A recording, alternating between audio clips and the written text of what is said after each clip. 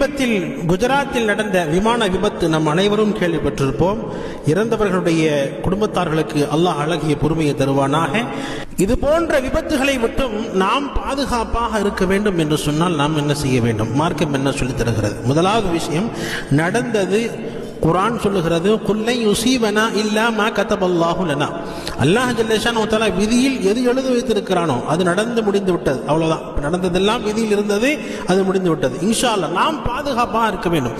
நாமும் பயணம் செய்கிறோம், நாமும் அடுத்த ஊருக்கு போகிறோம், வேற ஊருக்கு போகிறோம், ட்ரெயினில் போகிறோம், பஸ்ஸில் போகிறோம், ஃப்ளைட்டில் போகிறோம், காரில் போகிறோம், எல்லா இடத்துக்கும் நாமும் போகிறோம். போகும் பொழுது இது போன்ற விபத்துகள் ஏற்படாமல் இருக்க நாம் போக வேண்டிய இடத்துக்கு சலாமத்தாக போய் சேர வேண்டும் என்று சொன்னால் நாம் என்ன செய்வது? இந்த மூன்று விஷயங்கள் இன்ஷா அல்லாஹ் நாம் பேணி வந்தோம் என்று சொன்னால் அல்லாஹ் நம் அனைவருக்கும் இப்படிப்பட்ட மரணத்தை விட்டு இன்ஷா அல்லாஹ் கண்டிப்பாக காப்பாற்றுவான். முதலாவதாக நாம் பிரயாணத்தில் செல்லும் பொழுது துஆ ஓதிக்கொள்ள வேண்டும். ரசூல் ஸல்லல்லாஹு அலைஹி வஸல்லம் கற்றுக் கொடுத்த துஆ நாம் ஓதிக்கணும். சுப்ஹானல்லதி ஸக்கர் லனா ஹாதா வமா குன்னா லஹு முக்ரினீன் வ இன்னா இலா ரப்பினா லமுன்கலிபூன். எங்களுடைய சக்திக்கு வசப்படுத்த முடியாத இந்த வாகனத்தை எங்களுக்கு வசப்படுத்தி கொடுத்த அல்லாஹ்வே மிக பரிசுத்தமானவன், மேலும் நாம் அனைவரும் அவன் பக்கமே திரும்ப செல்லக்கூடியவர்களாக இருக்கிறோம் என்ற இந்த துஆவை பிரயாணத்துக்கு முன்னால இன்ஷா அல்லாஹ் நம்ம ஓதிக்கணும். முதலாவது. இரண்டாவதாக, நம்ம எந்த நாள்ல நம்ம சஃபர் செய்ய போறோம், எந்த நாள் நம்ம பிரயாணத்துக்கு போக போறோமோ அந்த நாள்ல நம்ம ஃபஜ்ர் தொழுகணும். ஃபஜ்ர் டெய்லி தொழுக வேண்டும். அது அவசியம் தான், ஃபர்லு தான், கட்டாய கடமை தான். மறுமையில் கேட்கப்படுகிற முதல் கேள்வி தொழுகை பற்றிதான். அப்ப என்றைக்கு நாம் சஃபர் செய்கிறோமோ அன்றைய நாளில் நம்ம ஃபஜ்ர் தொழுகிறோம் என்பதாக சொன்னால் அல்லாஹ் நிச்சயமாக விபத்துகளை விட்டு பாதுகாப்பான்.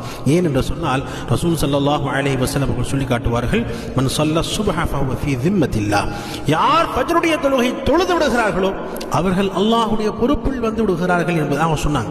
இப்போ நாம் அல்லாஹ்வுடைய பொறுப்பில் வந்துட்டா நம்ம ஏதாவது தீண்டுமா, கஷ்டம் வருமா, முசீபத் நெருங்குமா, பலா முசீபத் நம்ம வந்து தொட முடியுமா? நிச்சயமாக முடியாது. எனவே ஃபஜ்ருடைய தொழுகை தொழுது விட்டு தான் அன்று நம்ம பயணத்தை ஆரம்பிக்க வேண்டும். இது இரண்டாவது.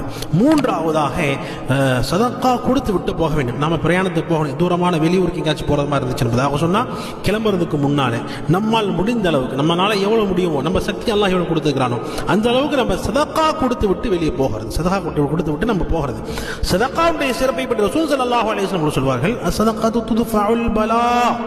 சதக்கா தான தர்மங்கள் செய்வதால் அல்லாஹ் ஜல்லஷானஹு தஆலா உங்களுடைய வாழ்க்கையில் வர இருக்கக்கூடிய எல்லா விதமான பலா முசீபத்தையும் எல்லாம் தூரப்படுத்தி விடுகிறான் என்பதாக ரசூல் ஸல்லல்லாஹு அலைஹி வஸல்லம் சொல்லி காட்டியிருக்கிறார்கள். எனவே நிச்சயமாக நாம் பிரயாணத்தில் போகும் பொழுது சதக்கா கொடுத்து விட்டு போகணும். எங்கேயாவது போகிறோம், ஊருக்கு போகிறோம், அல்லது டூருக்கே போகிறோம், அல்லது எங்கேயாவது நம்ம வேலைக்காக வெளியூருக்கு போகிறோம் என்று சொன்னால், பிரயாணம் செய்கிறோம் என்று சொன்னால் நிச்சயமாக சதக்காக்கள் கொடுத்து விட்டு போக வேண்டும், தான தர்மங்கள் கொடுத்து விட்டு போக வேண்டும். எனவே